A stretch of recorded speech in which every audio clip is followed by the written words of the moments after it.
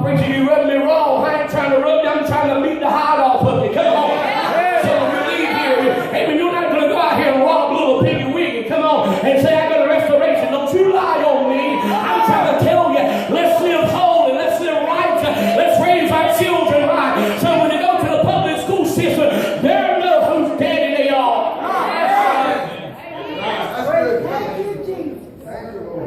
I ain't afraid to tell you this, and I'll tell you for the glory of God.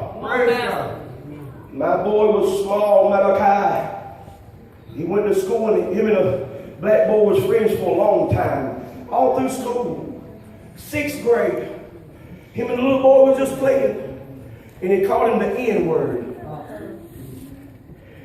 Principal gave him a load, said, you got to stay home. Come on, preacher. He goes to that teacher, he signed the note that Friday, gives it back to the teacher. Supposed to stay out that Monday. He goes to school. Teacher tells him, you're trespassing, Papa. You need to go home. No, I can't go home. Y'all laugh, but some of y'all have been there too. The problem is you don't want to tell it. Come on. Hey, me and my son go back to school that Tuesday. He tells the teacher, he said, I can't stay home. That Wednesday, my wife calls me, amen, from school. I goes out there to the school. He was trespassing. They almost going to get ready to lock him up, put him in the hand. My boy! Don't y'all look at me strange. I walked in there, and that principal saw my face. She said, Brother man, it ain't like that. I said, oh, yes, it is. That's mine. All right. The problem is we have let our young ones get away with murder for so long. They're out there fixing the wrong people. But if you go on and just break their will, I'm preaching that. Can I tell you, when I carried my boy home, hey, I put a little kid in, I didn't have to go back to school for him. Come on. I'm trying to tell you, when you raise him up on the fear of God, amen, they will want to do what's right. Amen, I've never had to go to the courthouse to get my boy. I think I'm knock on wood, I ain't going there again. If I go down there to Mag, I'm going to take off my belt, I might get locked up. What I'm trying to tell you, there needs to be fear and reverence in God's house.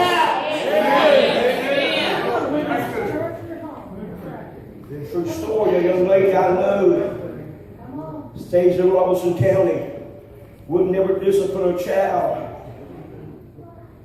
She went to bed and her child climbed out the window at the age of 16 years old. Goes down the road and get killed. Police come knocking on the door. Oh my God. Shut the door. She said, is your son such and such here? Said, my boy's in the bed. Said, no ma'am. He got killed down the road. She goes run to the door. Come to find out he wasn't in bed. Can I tell you this morning, fear will have you make a second thought. That's right. Well, I ain't got time to stay there. I'm going to move on. Revelations 20 and verse 11 down to 15. The Bible said, and I saw a great white throne, him that sat upon the seat of the earth, from whose face the earth and the heavens flew away. And there was found no place for them. And I saw the dead, small and great, stand before God, and the books was open. And another book was opened, which is the book of life. And the dead were judged out of those things which were written in that book, according to their works. And the sea gave up, amen, their dead, which was in it. And death and hell was delivered up unto them. And they were judged, every man according to his works. And death and hell was cast into the lake of fire. This is the second death. 15, it said that whosoever was not found written in the book of life was cast into the lake of fire. You just hear me reading it out the King James Version. Sinner friend, if you die and go to hell today, hell's going to stand before God. That's right. You are in hell, and when you come out of hell, you'll stand before God. You'll give account for this gospel that you've heard me preach. Come on, Pastor. And then he's going to throw you back in hell, and then throw you into the lake of fire. Do you hear me this morning, saint of God? There are people sitting on the pews just because you said yes to God 10 years ago. You think you've got a right to do what you want to do. Come on. I believe there are going to be Christians in hell. That's right. I believe there are going to be gospel preachers in hell. I believe there are going to be good old boys in hell. I believe there are going to be people in hell. Why, preacher? Because they would not kill the flesh. Your flesh is your enemy. I'm not your enemy. Come on, People say, Pastor. Brother Matt, you're rough. No, I ain't. Apostle Paul said, mortify the deeds of the body. God, that ain't your body, that's God's body. Husbands and wives, you belong to each other. Wife, you don't belong to yourself, you belong to your husband. Come on, Pastor. Husband, you belong to your wife. Any right, sister? Can I get a hallelujah from you? Help me once more. Probably in the church world, they act like after they got saved, they belong to themselves. No, you ain't. That's right. I do know when you sign on to go to Uncle Sam, they own you. That's right. You break your leg, you can get charged for it. Come on. 1 Corinthians chapter 3 and verse 16, know you not that your body is the temple of the Holy Spirit. And if you destroy that body, the Bible says God will destroy you. Can I tell you this morning, you're not your own. That's right. You can't come to church and say, I don't feel like praising Him. Got you. Come on. Psalms 51, chapter 150 says, let everything have breath. Praise you, the Lord. Amen. I thought about this so many times. How many people are judging prostitutes, homosexuals, they're judging adulterers, they're judging the whoremonger, they're judging sister so-and-so for having outside children. Come on, Pastor. And when you stand before God, He's going to say, how come you didn't praise me? Well, I felt the hairs on my head too. I believe when we stand before God, every time we come to church and look like this. Come on. Come on. Ain't that bad? I'm trying to give y'all what y'all giving me. Come on. But when you praise and listen, you don't want this building, the box are going to jump into you. Come on, Pastor. You don't want the bricks are going to jump into you. The Bible said, listen, don't let the rocks cry out for you. How can I tell you, while you're here, you ought to go say, hallelujah, glory to God. If it had not been for Him, I cannot tell you, He said, don't fear them that kill the body. He said, but fear them that can kill both body, soul, and hell in the lake of fire.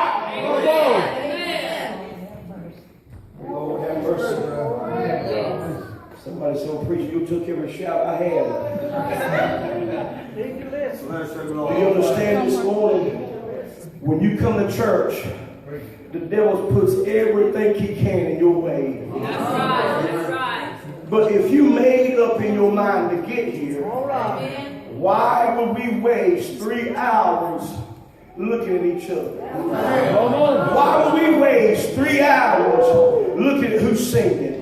Why would we waste 3 hours who's playing the piano? Why would we waste 3 hours on everything else and let the devil steal what you come to get? I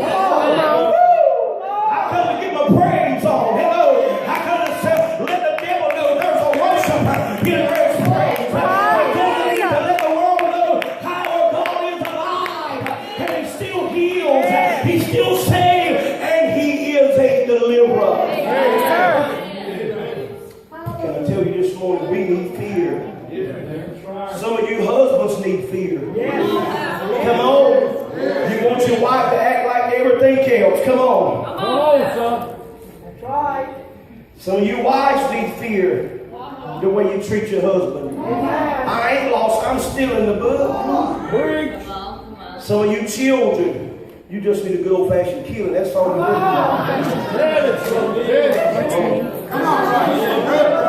Would you stand? Some of you said, boy, he's rambling. I ain't rambling.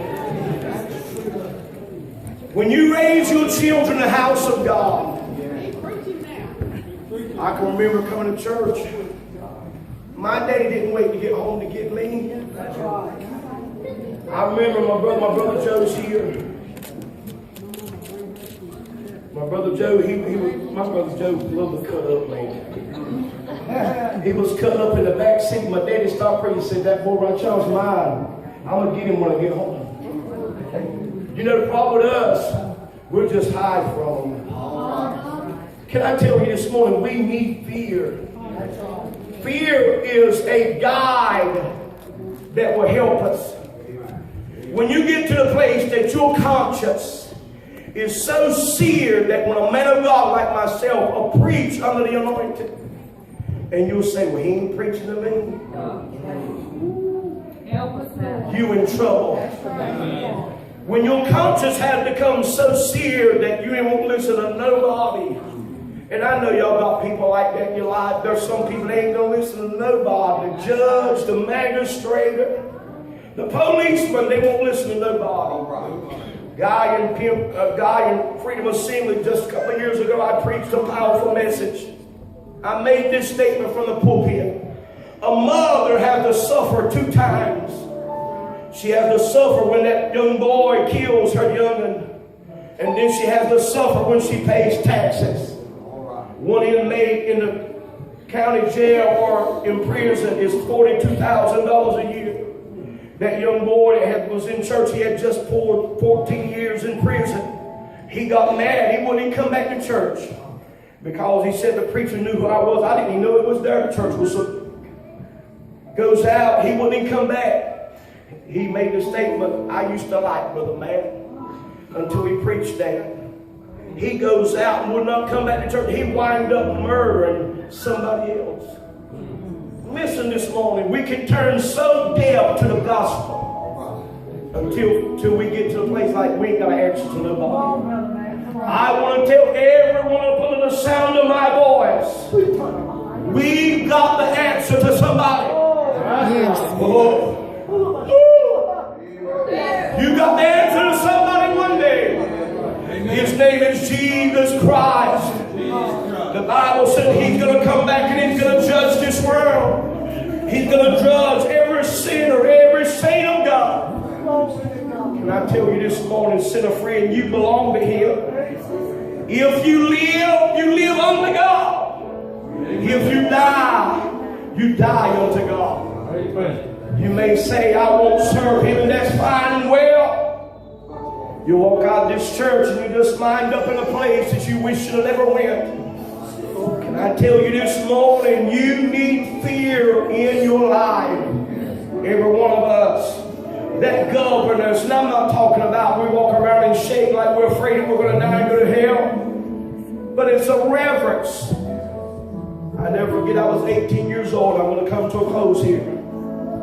I was 18 years old and I was so afraid of my daddy. I would always say, Mama, can you ask Daddy to give me such and such? She said, son, he's not a bear.